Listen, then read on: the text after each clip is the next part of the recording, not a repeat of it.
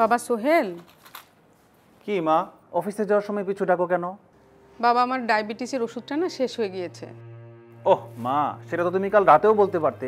বাবা আমার ইদানিং কিচ্ছু মনে থাকে না। কি যে করো না, বয়স বাড়ার সাথে সাথে তুমি একেবারে বাচ্চাদের মতো হয়ে যাচ্ছ। আচ্ছা যাও, ফেরার সময় নিয়ে আসবো না।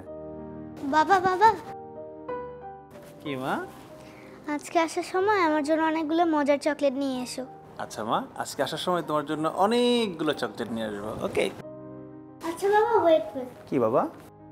আচ্ছা বাবা, তুমি দাদুকে বকলে কিন্তু আমাকে বকলে না কেন?